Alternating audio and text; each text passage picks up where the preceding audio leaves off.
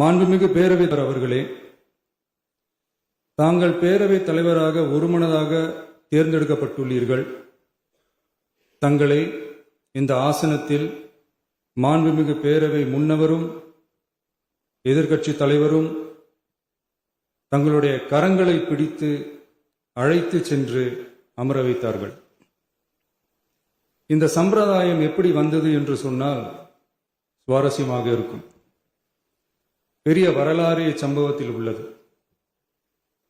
இங்கிலாந்து நாட்டில் உள்ள பாராளுமன்ற நடைமுறைகளை போன்றதே நம்முடைய பாராளுமன்ற நடைமுறைகளும். மன்னராட்சி இருந்த காலத்திலேயே அங்க பாராளுமன்றம் இயங்கியது. அக்காலத்தில் அனைத்து அதிகாரங்களையும் பெற்ற மன்னரும் பாராளுமன்றமும் இயங்கியது.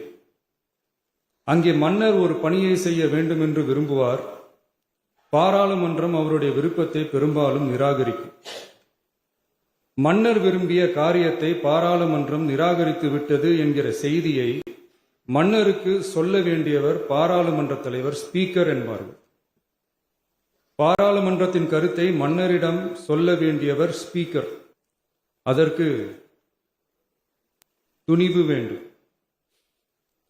சில பணிகளுக்குத்தான் பாராளுமன்றத்தின் அனுமதி வேண்டுமே தவிர அந்த ராஜ்யத்தில் உள்ள எந்த பிரஜைக்கும் மரண தண்டனை விதிக்கும் அதிகாரம் மன்னருக்கு உண்டு.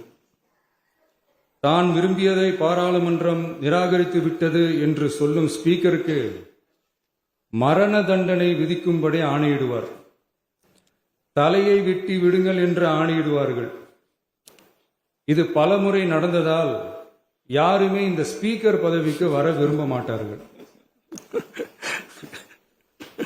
எனவே புதிதாக பாராளுமன்றம் அமையும் போது ஸ்பீக்கர் பதவிக்கு ஒருவர் அறிவிக்கப்பட்டவுடன் அவர் உடனே தலை தப்பித்தால் போதும் என்று ஓட்டம் பிடிப்பார். அணை முன்னவரும் எதிர்க்கட்சி தலைவரும் அவரை தடுத்து நிறுத்தி அவர் கைகளை பிடித்து இழுத்து வந்த ஆசனத்தில் அமர வைப்பார்கள். இதுதான் அந்த காலத்தில் இருந்து வந்த மரபு.